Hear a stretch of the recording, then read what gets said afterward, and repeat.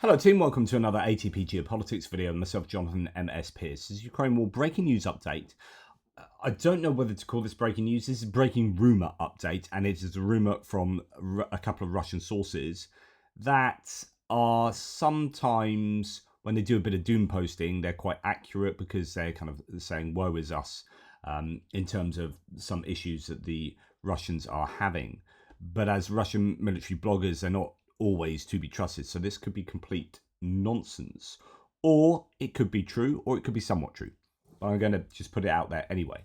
So War Translated's Dmitry says that Russian Mill reporter Romanov claims that the village of Plakovo in the Kursk region, so that's in the Kursk salient, it's on the eastern side, was captured not by regular Russian armed forces, but by alleged North Korean special forces, who reportedly took no prisoners. Mill reporter Kotanok echoes this claim. We're going to look at both of them. However, these accounts, particularly the stories of the supposed extraordinary training of these Koreans, are somewhat hard to believe. So, pinch of salt, maybe block of salt.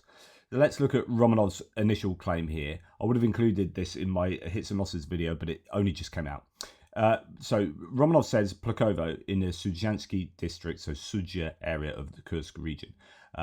MP came under the control of the Russian armed forces. The settlement was taken exclusively by the North Korean Special Operations Forces in 2 hours. They passed through like a hurricane, did not take prisoners. The enemy lost more than 300 servicemen. Now 2 teams are trying to share the laurels. Who was the first to enter the settlement? Liberated by Korean specialists. So that's what he said on the 12th. That was yesterday.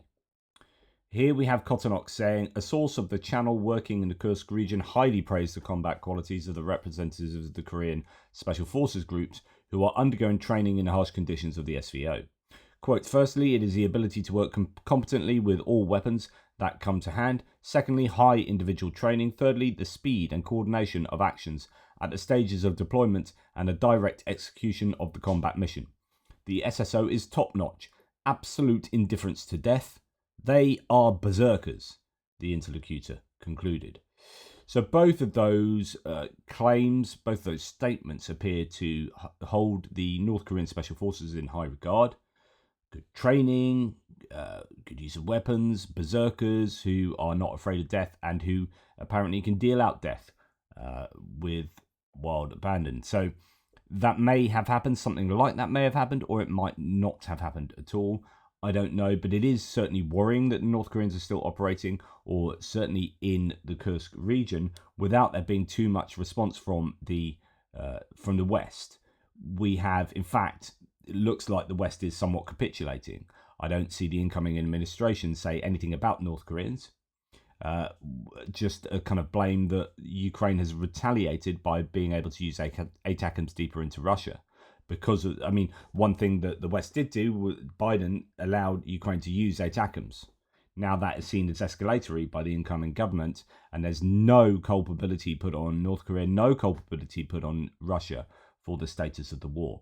It's quite depressing, really, and I've swing from depression to anger when it comes to what the incoming government is shaping up to be concerning the war in Ukraine. But anyway, I thought I'd share that with you. Take care, and I'll speak to you soon in the military aid video.